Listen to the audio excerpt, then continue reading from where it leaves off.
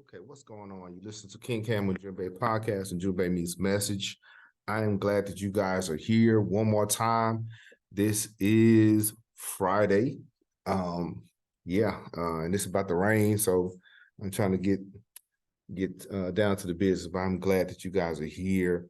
Much love to all those who are following, who are listening. Don't forget to like, comment, subscribe. We are on every platform, almost everywhere. But I am glad that you guys are here. Shout out to the Ellis County African American Hall of Fame Museum. Shout out to Peachy Cam Events and Designs, Irie Foods and everything, Pan African Bookstore. Really appreciate you guys. Much love to the fam. All right. But without any further ado, let's get down to the business. I am very excited about this information. I have read this book quite a few times, but it seems like every time I read it, I read something, I get something new. So let's get down to the business. All right, let's go. All right, we are in session 6. This is night school. I hope you brought your school supplies. If not, you need to get it. Get your pen, paper, something to write on, something to write with. I am once again glad that you guys are here hanging with me one more time on the Kanem Ujumbe podcast. Remember this, we are in chapter 3. This is the last part, because chapter 3 in this book, The Lost Cities of Africa, was very, very busy. It was very heavy. And so we're going to finalize this chapter on today. And we're going to ask about, what about the other cities? That's the message today. What about the other states and cities in the Bilal Sudan? What about the other places? Yeah. All right. This course is an introduction to African history geared just for you. It is designed to foster a life of learning. Okay. I understand that we have our beloved Dr. John Henry Clark. We have Dr. Joy. We have Shahrazad. We have many, many others. Dr. Ben, so many others. This kind of gets you ready for them. This is like as if you have never, ever listened to anything on YouTube or follow anybody. This is just an introduction, okay? This is like African History 101, right? All right, so we do this once a week. We go over a few readings on the continent, and a lot of people, the reason why I'm doing this segment or this concept is because a lot of people ask, are there any other civilizations in Africa outside of Kemet? I have an answer for you, but we're going to use this little map here. There are so many regions. You just pick so many sub-regions in Africa, Northern Africa, West, Central, Eastern, Southern, so many cities, so many civilizations in the continent. We just can't name one, and we just can't stop at one. But I believe The Lost Cities of Africa by Basil Davidson, he covers it pretty well. If you haven't got the book, check it out. Go to the library. I don't think it's a PDF format. I don't think so. I got the good old copy. Yeah, it's it's all used up. But get you one. All right, check it out. But I think Basil Davidson, even though I may not agree with everything he says, he's pretty thorough. Okay, he traverses Africa in a comprehensive way. Okay, so he kind of groups everybody or by location, by region. All right. So remember last week we asked the question, what is Ujumbe? Do you remember? I kind of gave you the answer, but we're gonna see. What is Ujumbe? We talked about that last week. What is that? And what is Harambe? Talked about that last week. If you have not seen that video or listened to that podcast, check it out. But you know why we're here. We're here to identify and discuss the major concepts of the books entitled The Lost Cities of Africa in Chapter 3. Here are the main questions, or the essential questions we're going to try to answer. Were there any other cities or empires outside of Ghana, Mali, and Songhai? Normally, when we talk about West Africa, when we talk about the medieval West Africa, we normally hang our hat or just pause at Ghana, Mali, and Songhai. I have learned some other things. I realized there was people, there was cities and civilizations in between that.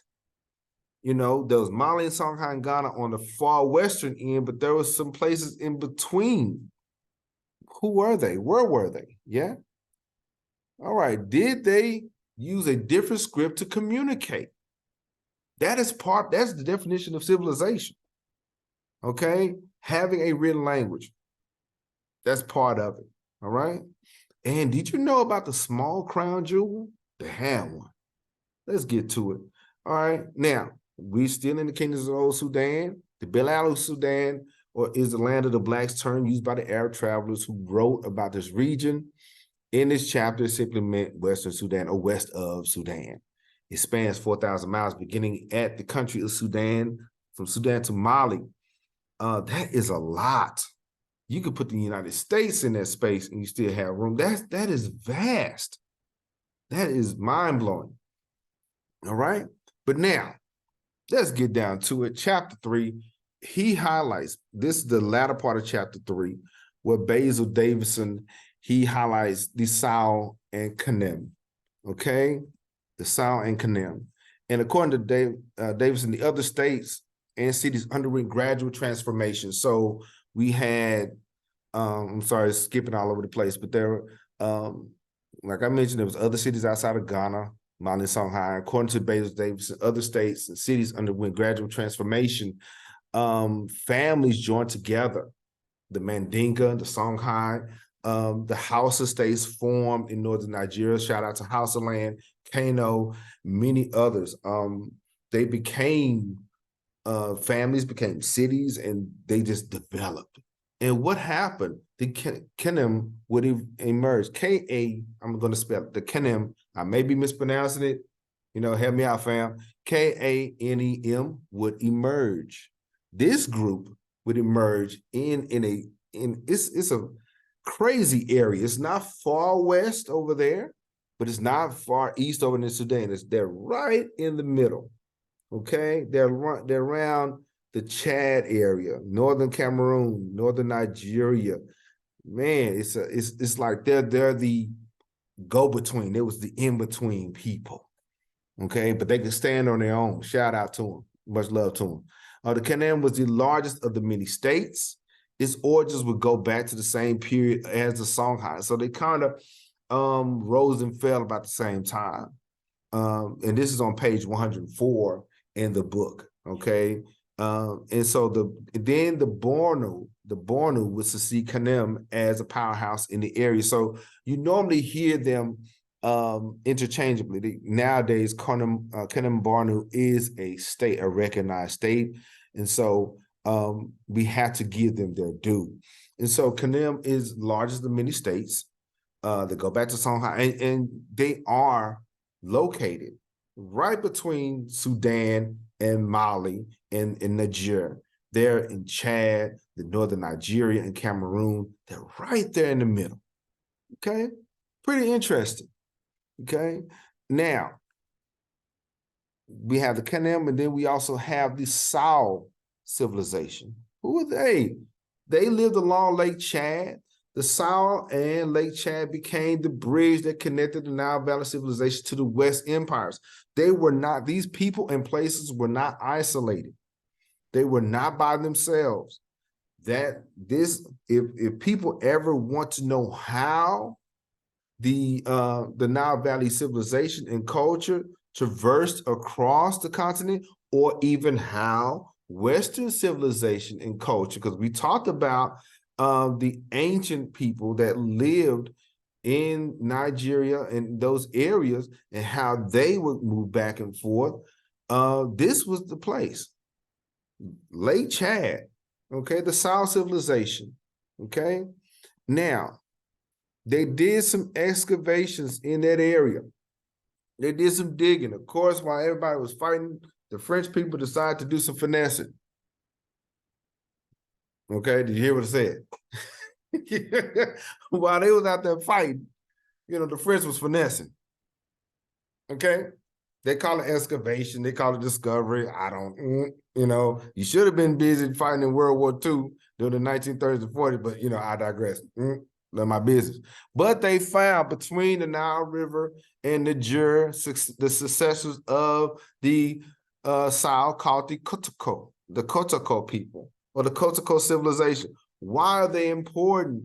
Why was they a big deal? The Kotoko wrote in their own language with an Arabic script. This is the thing that caught my attention. Yes, like I said, I read this and I studied and things like that, but this was like a wow thing for me, because most of the time we would use another language and that will be our language. That is an ingenious thing to do, to fuse your own language in the middle of another language. But then when I think about it, why did they do that? Why did the Kotoko people decide to place their language in another language? Did they realize change was coming? Was it because of rebellion? Was it because of oppression? Y'all tell me. Think about it. Why did they do that? Y'all can tell me. Y'all can, comment down below, share out. What do you think? All right, fam that lives out there. Much love to the fam that's out there. What do you think? Okay, and I do. The funny part is when I think about the African American experience, when we have been through things, when we have gone through things, and we have expressed ourselves even using someone else's language. We call it slang, we call it street talk, we call it ebonics or whatever, but we would make new meanings with the words that are given to us. Just a thought, just thinking about it, but it's brilliant though, nonetheless. They put their own language in Arabic script. I want to see this. I haven't been able to find it in this time, but hopefully I'll be able to check it out. All right, the Kotoko people, shout out. All right, now, also the Kanem Empire was associated with the rule of the Safua dynasty. Okay, so we have to understand Kemet was not the only place that had dynasties. Kemet wasn't the only place. There were so many other dynasties in and around the continent that, you couldn't just count one. It was many. So the Kanem Empire was associated with the rule of the Safua dynasty. They had their own way of governing themselves. They had what they call a Great Council. Okay, the Great Council were 12 principal officers of the empires who discussed and applied the more important decision of the ruling sultan. Okay, but what does that teach us? As leaders, I know you guys are leaders in your various industries, various areas. What does this idea of having other people do some great work for you? No, we're not talking about menial tasks like you just copy and paper. No, we're talking about delegation. We can't do it all by ourselves. And this is the wisdom that our African people, our African ancestors have given us. We see it all the time. So many people in our jobs, in our various industries, get burnt out. Why? Because they don't know how to delegate. There's somebody talented in that area. You need that work done, give it to them. It's not taking anything away from you. It's not taking no power away from you. Yeah. I am the department chair for my beloved social studies department. There's some things I know I cannot do. I am straight pen and paper type. That's what that is. But I have some wonderful teachers that are tech savvy and they can run it. And all you need is a QR code. I said, show us. And they do it. See, takes nothing away. Okay, it adds value to what you're doing. So if you guys have your own business, if you guys are or even running your own organizations, seek out people who are talented in various areas, especially things that you need to get done. Okay. So when it took you a year to get done, it may take you less than 6 months. Okay. But you're still a leader, because the reality is, let me pause for a minute. Real leaders make leaders. Okay. Not other followers. I'm just saying, I know this is Friday. I know we're trying to get down with the get down, but the reality is real leaders make leaders. They do not make other followers, because in a minute I have to step down and I have to find somebody that is better than me and do it way at a higher level than I can ever think of. You see what I'm saying? So real leaders make leaders, and this is what the Kanem Empire and so many other African leaders done during this time. They had a council. We had our own form of democracy. Okay, we had our own way of seeing to the needs of the people. They had a great council. Some you guys seen the Black Panther, the first one, but they had a council. The elders came. Yes, there was a king. However, the king consulted with the elders of the community.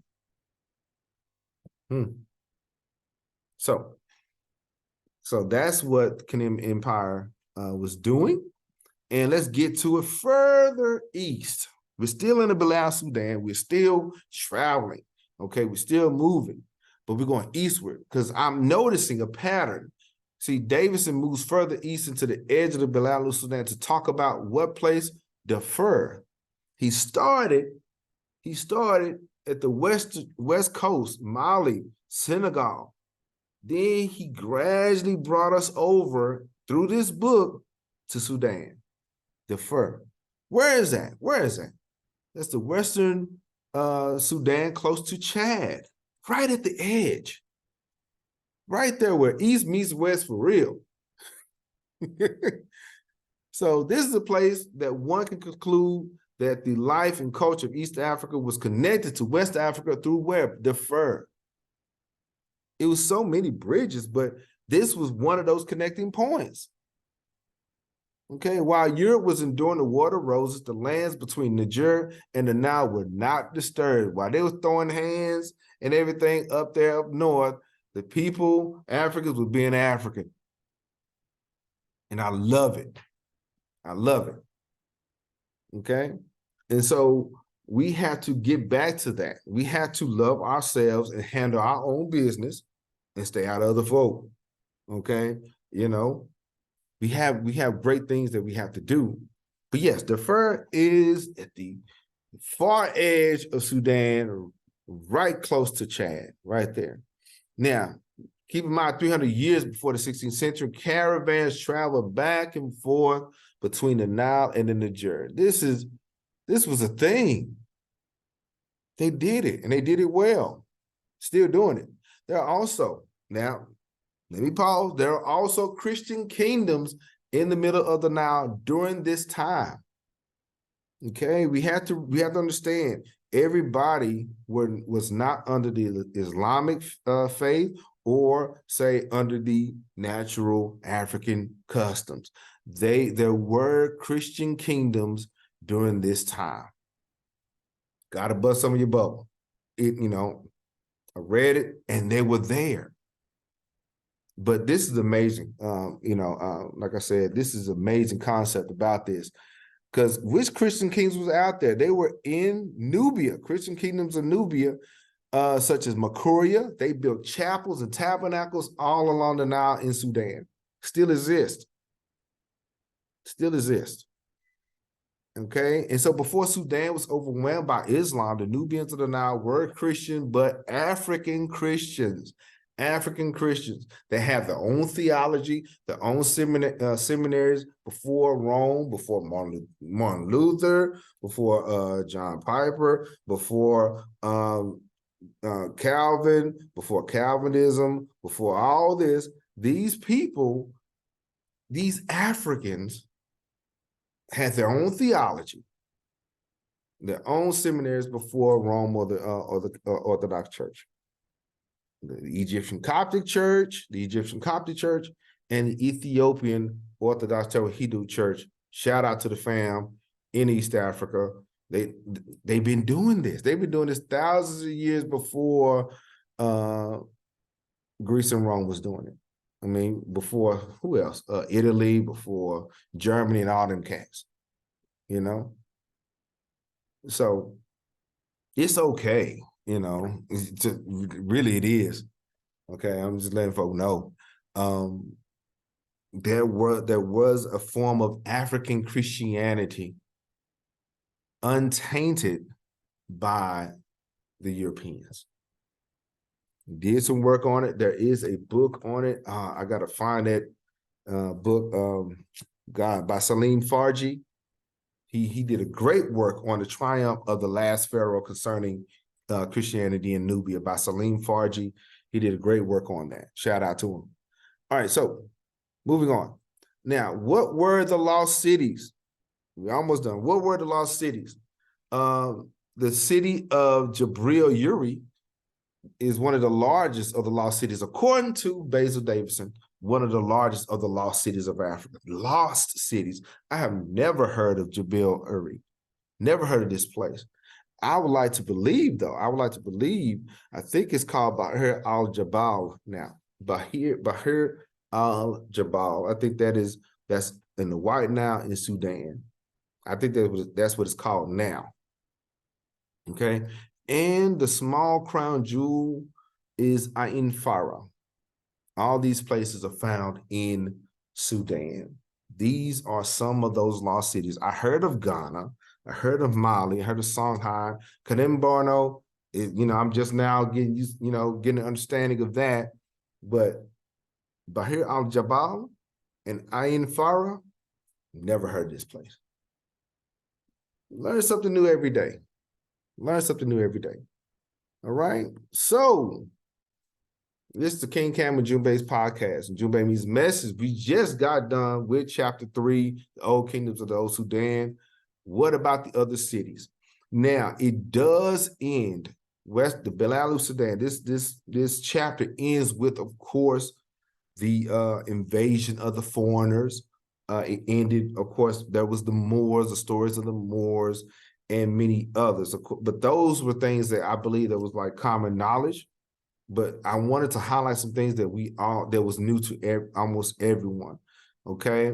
So we talked about the other cities outside of Ghana, Mali, and Songhai. We talked about them. So let's recap. Okay. Were there any other cities or empires outside of Ghana, Mali, and Songhai? You sure were. When we think about West Africa, medieval West Africa, African empires of the West, we normally name them, but we just got some new ones. We got some new cards on the deck. We got Kanem Borno and the Sao people. Okay. I did give you the answer, but I like this too, right?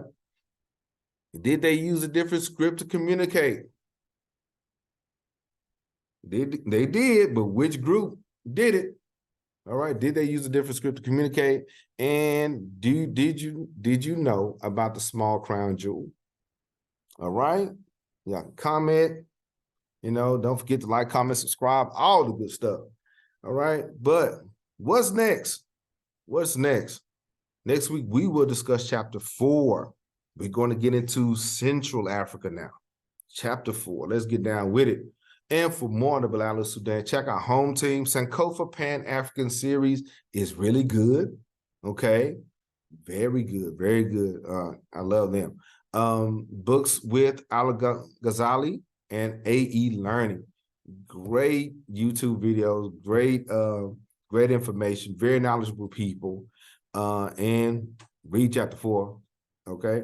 And prayers. Let's pray for peace and unity and stability for our family in the Sahel region, y'all. Yeah, I know our attention has been hijacked with other groups of people everywhere else, but our family, the House of the Tuareg, Fulani, the Bambara, Mandinka, many others, they still going through it. And much love to the family out there in Ethiopia. The Amhara is going through it. Okay. But we have to unite, y'all. have to love each other and take care of each other. All right. So, really quick, this show, King Cam and Ujumbe podcast and Ujumbe Meets Message, this show has been brought to you by all the fam. Goodness. Peachy Cam Events and Designs, Pan-African Bookstore, and the Ellis County African American Hall of Fame and Museum. Much love to all of them. And Kemet Nubia Camp, shout out to them. And I'm looking forward to it. We are available in every platform, in every space. So I thank you guys for that. And I hope all is well with you. And I have no other words to say. Like I would tell my students, I am done saying words. And I will talk to you guys later. Peace.